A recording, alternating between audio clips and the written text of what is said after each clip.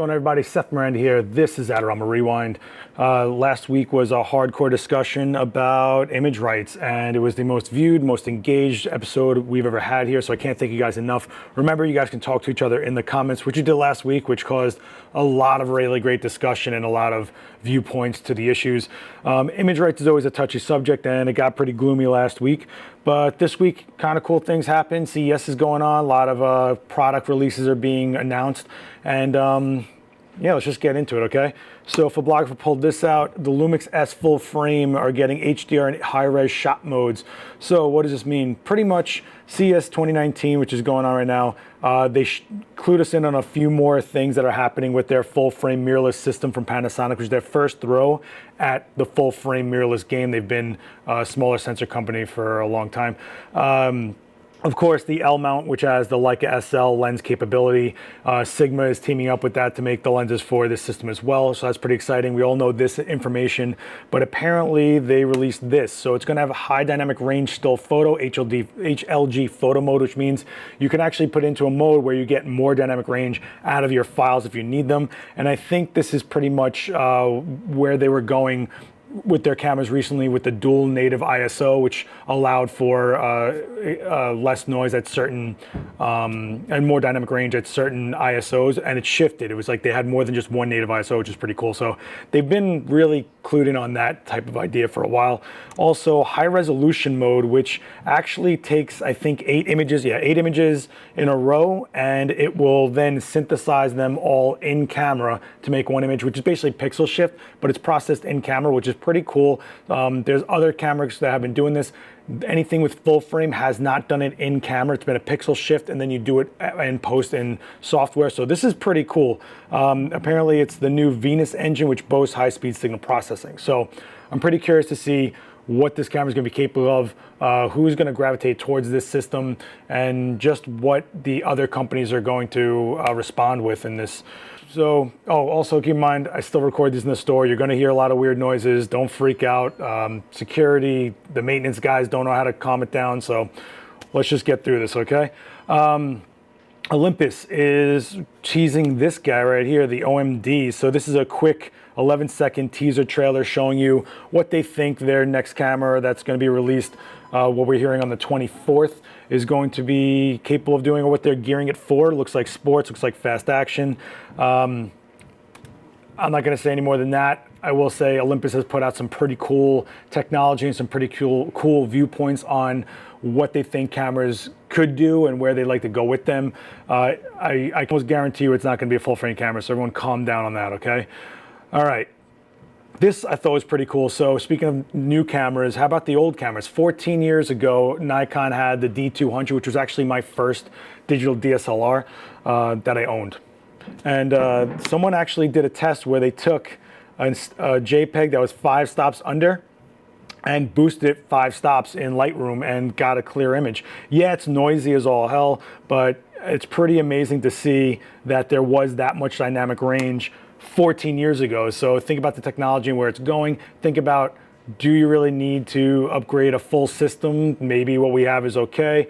Again, I'm not here to tell you to buy anything. I'm not here to tell you to do anything with your gear, but that's a pretty good eye-opener of thinking, well, 14 years ago, they had the dynamic range of 5 stops. Now we're looking at people, companies claiming 15 stops, which is pretty cool. Think about that kind of stuff, all right? Look at what's already out there before you start thinking about what's going forward or what you need to scrap everything and go jump to the next. You know, optimize what you have, optimize your capabilities, and you'll be surprised. So this is cool. Nikon has announced that they're releasing a Z-mount 14 to 30 millimeter f4 S series lens, which is a wide-angle zoom lens for their new Z series full-frame mirrorless. Here's what's really cool about this lens. Yeah, it's small, yeah, it's light, and it's 14 to 30, but the front element of it is the front threads are 82 millimeter, allowing for just standard thread-mounted filters. You know, if I have a 14 millimeter old D lens from forever ago, and it was a rear-mounted lens, which means I had to like cut gels to slide in the back of my lens. This, I can take the ND filters, star filters, any type of special effects filter, just screw it to the front. 82 millimeter common thread size and diameter, I should say, and you know, I wasn't able to do that with my other 14s or my other super wide angle lenses. This, not only being small, not only being light, but allows you to have a front filter screwed on. We've seen this with other lenses. The Irix 15mm 2.8 has a screw-on front filter, which is pretty cool, but it's like a bazillion millimeter, and this is a native lens, so it's pretty cool to thinking this way, light, small, and able to be versatile with probably things you already have in your kit. So that's pretty cool. Oh, and this is going to be around $1,300 and released this spring, so check that out if you are on that Z series. Speaking of cool optics, Venus Optics Laowa, who we've reported on before, is releasing a 9mm 2.8 for drones. So look at this cute little guy. Pretty much it's the widest angle lens you can get for a DJI drone right now. Showing right here a 16mm versus their 9mm. It's look at this, stunning, really beautiful. In my opinion, wide angle is the way to go for drones. I mean, you're trying to capture as much as you can while you're up there. Beautiful, absolutely beautiful. Laowa's done some pretty cool things. We showed that micro lens that they had like months ago. If you scroll back to the really old episodes of Rewind, they really think of what lenses aren't out there and what they could add to the industry. So I'm really psyched on that company. Speaking of innovations, well, I don't know if this is really an innovation, but Kuvrd is dropping this universal lens cap. So it doesn't matter what size lens you have. And these little X's right here are color coded so that you can put them on whatever lens you have, and see how they all look the same in the box, but you could be like, oh, my reds are my wides and my blues are my longs and things like that.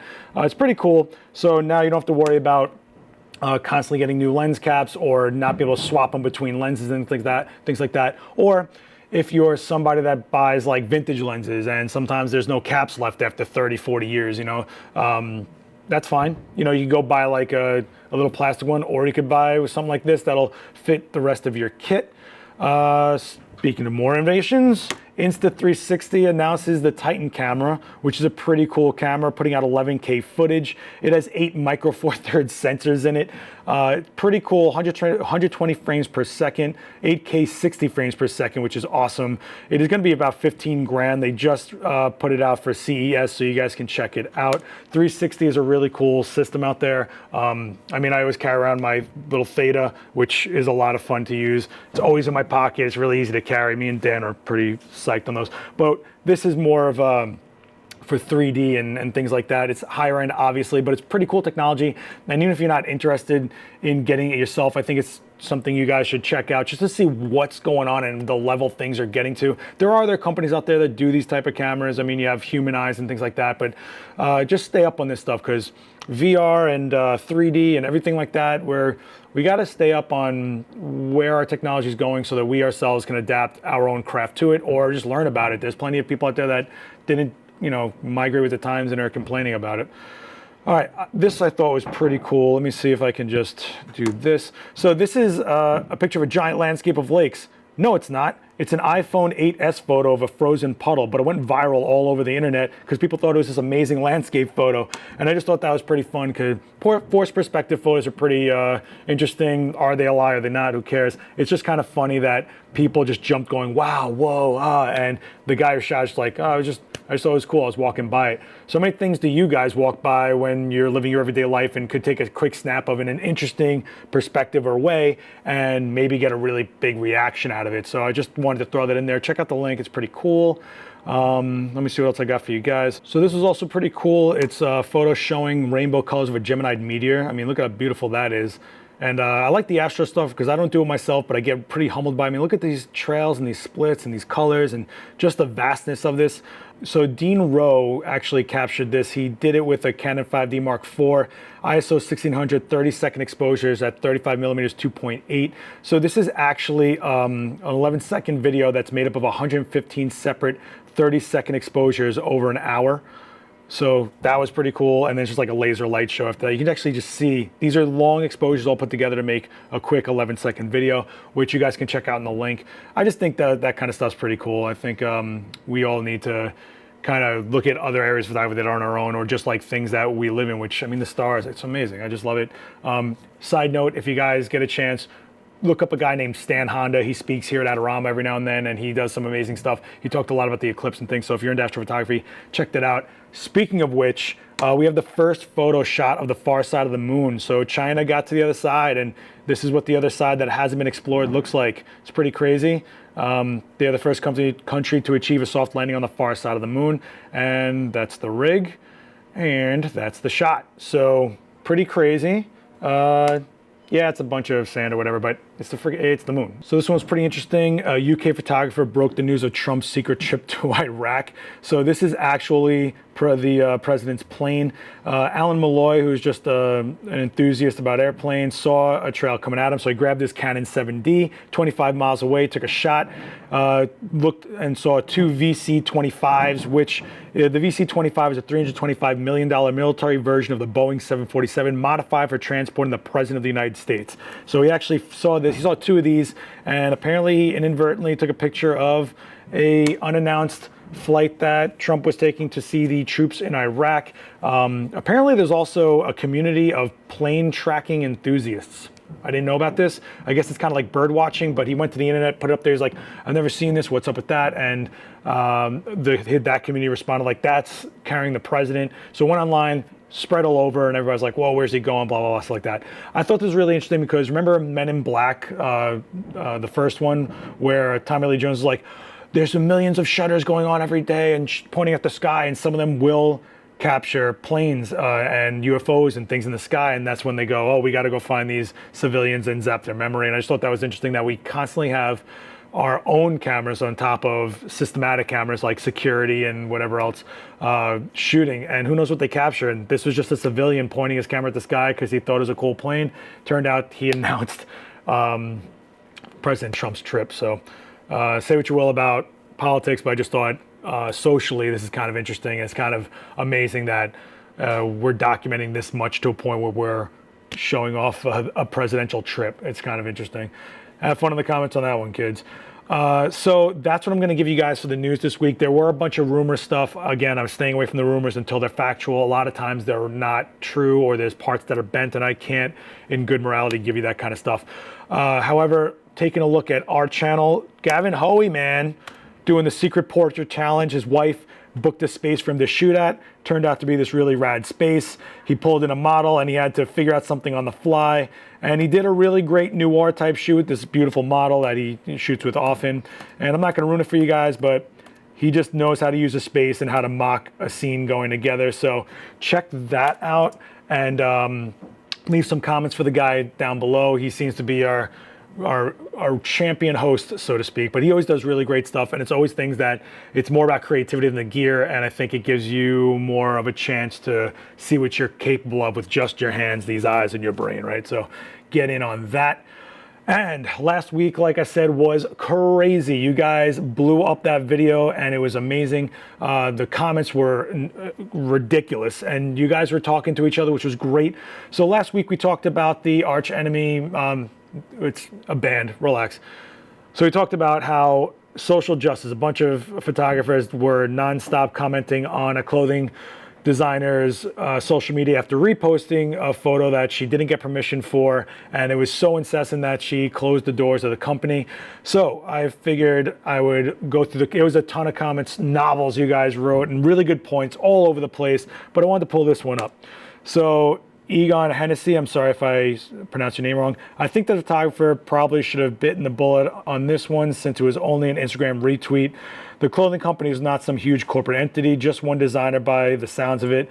Really sad to see these three creatives destroy each other like this. A far better response from the photographer would have been, hey, so you like my photo? Would you be interested in employing me to shoot? Exactly. Sometimes you can't ask for money of things after it's already out there. You already put it on a free platform, it's gonna get retweeted. And like I said about the stock photography thing, you don't shoot things and put them out there that you're gonna care about and give free will to people to use it if they just bought the rights to it. In this case, there was no money exchanged until after the fact that the photographer settled with Thunderball Clothing, and she made a donation to a charity of his choice. However, I want you to leave with this. Yeah, it's kind of sucks, right? You didn't get anything for the photo and they used it, and maybe it helped them out, maybe it didn't. I doubt anybody was like, oh, I'm gonna buy everything this company has because this one photo. But you could be like, hey, I photograph this band often, I go to shows often, I go to a lot of other events often, and I shoot. maybe you can give me a heads up of some other bands that have your clothing line, and I'll go to those and we can make a deal and we can going forward. This was really a branch to start a relationship, and it could have been a job for the photographer going forward instead of lashing out. I've replied to a lot of comments, and I say the same thing. It was miscommunication. The clothing company should have contacted the photographer before doing anything. They grabbed the photo, and even if that was the first mistake, they could have responded swiftly to when he was like, hey, I want 500 euros or 100 euros to donate to a charity. I don't think the photographer was greedy. I think the photographer just saw an opportunity or was like wanting some sort of next level to the credit. Whatever the case may be, I think we have to go forward with realizing this is an industry about relationships, and we're a community, and there's other communities, and we all need each other. So going forward, if someone takes your photo, repost it before you attack it till they close down their dream, their creative vision, their hard work. I mean, it's a lot of work to put a company together. And this woman closed her doors because of horrible comments. So I don't want to give too much of my opinion, but I really think you need to go forward with thinking, well, what's the most optimal way to handle this? How can this work out for both of us? Is that the last photo you're ever going to take? I hope not. So next, if this happens to you, reach out, try to build a relationship instead of trying to get something from them. Look to build something with them. Whoa, that's a good way to end this. All right, guys. I'm gonna clear it out here. You guys can hit like, share this around, write in the comments. Remember, you can write to each other. It was really great seeing you guys have conversations with each other in the comments. Thank you so much for all the support on this show. It's been a really great project for me, and I can't do it without all of you. Check me out, Last X Witness, on Instagram if you want to see what I'm about. If you're new to this, I have my own YouTube channel, things like that. You can find me all over the place. But for now, write me down in the comments, hit share, hit like, rah, rah, rah, rah, rah, rah, rah, rah, rah. I'll see you guys next time. Peace.